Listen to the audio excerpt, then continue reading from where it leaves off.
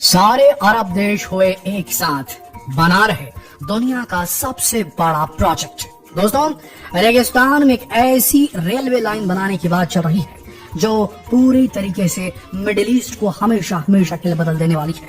मध्य पूर्व के 6 बड़े खाड़ी देश, 6 अमीर दौलतमंद गल्फ कंट्रीज ने मिलकर 2000 किलोमीटर से भी ज्यादा की रेलवे लाइन रेगिस्तान के ऊपर बिछाने की एक बड़े प्रोजेक्ट को हामी दे दी है। दोस्तों, प्रोजेक्ट की शुरुआत भी हो चुकी है और इन 3-4 सालों में इसके कंप्लीशन की बात कही जा रही है। दोस्तों, 6 बड़े दौलतमंद खाड़ी देश। यूं तो इस प्रोजेक्ट को अप्रूवल सन 2009 में ही दे दिया गया था, लेकिन उसके बाद political issues, local issues, economical issues, काफी सारे इश्यूज से ये प्रोजेक्ट डिले होता रहा।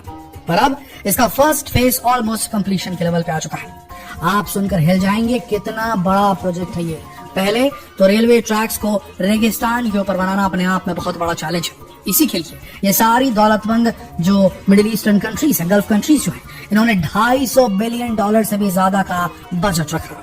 ये जो रेलवे नेटवर्क है ये कुवैत में 145 किलोमीटर बनेगा, सऊदी अरब में 695 किलोमीटर बनेगा, कतर में 283 किलोमीटर बनेगा, यूएई में 684 किलोमीटर बनेगा, ओमान में 306 किलोमीटर बनेगा, बहरीन में 64 किलोमीटर बनेगा। कुल टोटल मिला के रेगिस्तान की तपती रेत के ऊपर में 2070 किलोमीटर का एक ऐसा रेलवे ट्रैक जिसे बनाना अपने आप में इंजीनियरिंग मार्वल होने वाला है। दोस्तों, इस प्रोजेक्ट का नाम GCC रेलवे नेटवर्क रखा गया है और ये कुवैत की जुबैल सिटी को जोड़ेगी सऊदी अरब के दम्माम से, बहरीन के मनामा को भी जोड़ेगी, कतर के दोहा को भी इस नेटवर्क से जोड़ेगी और यूनाइटेड अरब एमिरेट के अबू धाबी, दुबई, फुजैरा, ये सारे जुड़ जाएंगे इस रेलवे नेटवर्क से और साथ में जुड़ेगा ओमान का मस्कट। तो दोस्तों, इस तरीके से कॉम्प्लेक्स नेटवर्क बनने वाला है रेगिस्तान के ऊपर। दोस्तों, आइए बताते हैं आपको सारी डिटेल्स कि आखिर रेगिस्तान में सारे खाड़ी देश मिल करके ये रेलवे नेटवर्क क्यों बनाना चाहते हैं, कौन कौन सी परेशानियां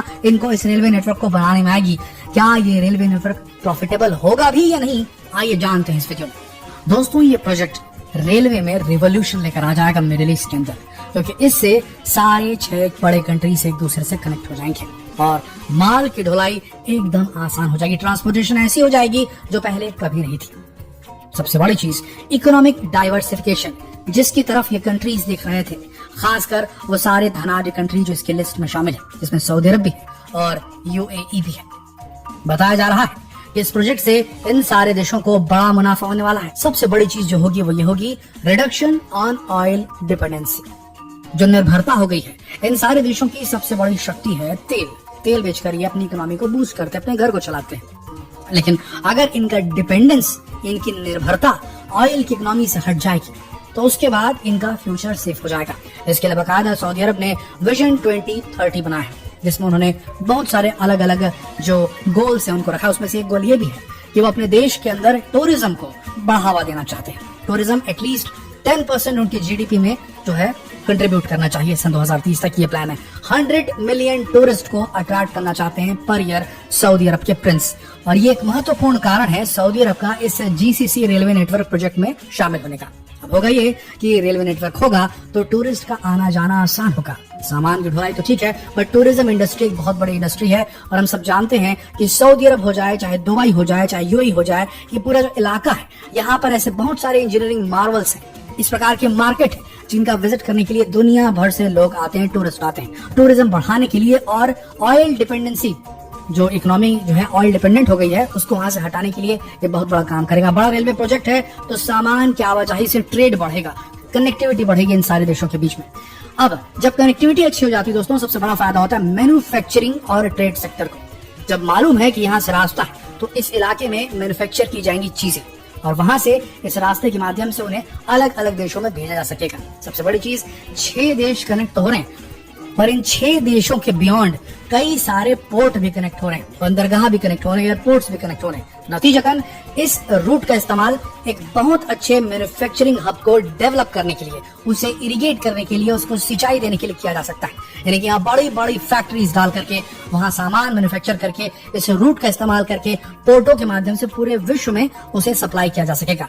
तो इस प्रकार से जो 3 इंपॉर्टेंट पॉइंट है, reduction on oil dependency, railway project for trade and connectivity manufacturing sector को बढ़ावा देने के लिए। 3 बड़े कारण हैं जिसकी वजह से ये 6 बड़ी कंट्रीज एक साथ आई हैं और सऊदी अरब के विजन 2030 मिशन को सक्सेसफुल करने के पीछे ये लगी हुई हैं। हर देश चाहता है कि उनके देश की इकोनॉमी अब तेल के ऊपर से हटे, क्योंकि इन्हें भी समझ में आ चुका है दोस्तों कि फॉसिल फ्यूल्स के जो दिन हैं वो गिने चुने बचे हैं। वैसे भी कई सारी ऐसी कंट्रीज हैं जहां पर इलेक्ट्रिक कार्स का माहौल बन चुका है। आने वाले 10 सालों में कितना % फॉसिल फ्यूल की जो डिमांड होगी आज की अपेक्षा में, ये देखना होगा। आज से 10 साल बाद हो सकता है सड़कों पर 60 से 70% जो गाड़ियां दौड़े वो ईवी गाड़ियां हो, इलेक्ट्रिक गाड़ी हो। ऐसी स्थिति में इनकी तेल की डिमांड तब भी रहेगी, फैक्ट्रीज के लिए, इंडस्ट्री के लिए। लेकिन दोस्तों सबसे बड़ी बात ये उस समय से पहले ही अपने आप को ऑयल डिपेंडेंट इकोनॉमी से हटाकर एक इकोनॉमिक डाइवर्सिफिकेशन लाना चाहते हैं अपनी अर्थव्यवस्था में। 6 गल्फ कंट्रीज का यही गोल है। देखिए दोस्तों, ये 6 कंट्रीज अचानक से नहीं आए हैं। ये बात है सन 1981 की, रियाद, सऊदी अरबिया, जब फॉर्मेशन हुआ GCC का, गल्फ कंट्रीज कोऑपरेशन। अब इसका मतलब यह है कि इसमें सऊदी अरब, कुवैत, कतर, ओमान, UAE और बहरीन जैसी कंट्रीज एक साथ सामने आए और एक साथ यूनाइट होकर अपने रीजन को डेवलप करने के लिए इन्होंने कसम खाई। और आज की तारीख में देखा जाए तो ये जो प्रोजेक्ट है ये सन 2009 से ही ये पाइपलाइन में जा चुका था, अप्रूव हो चुका था 6 कंट्रीज के द्वारा। इसे $250 बिलियन का जो है बजट भी इसके लिए एस्टिमेट कर दिया गया था।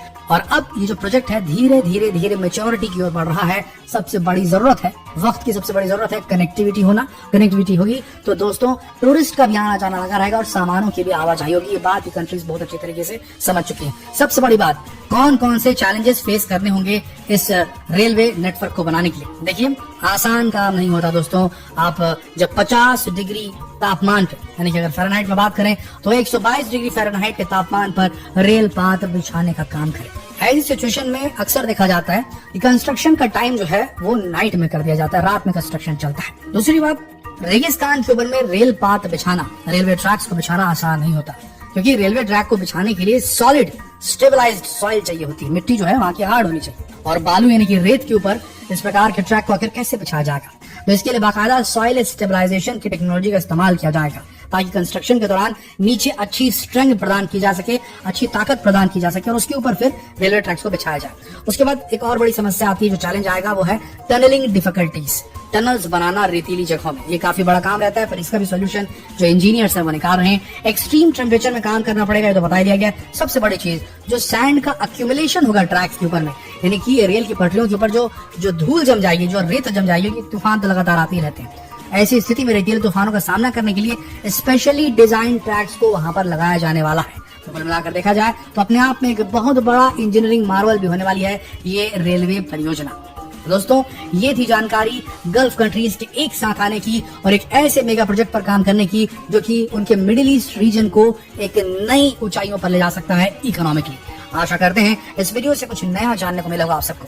अगर वीडियो आपको जानकारी प्रद रखी तो इसे अपने तक सीमित बिल्कुल मत रखें। जितना हो सके इस वीडियो को शेयर करें फेसबुक पर, व्हाट्सएप पर, यूट्यूब पर। जल्द मिलते हैं आपसे अगली वीडियो में, तब तक के लिए आप सबका इस वीडियो के अंत तक बने रहने के लिए दिल से धन्यवाद।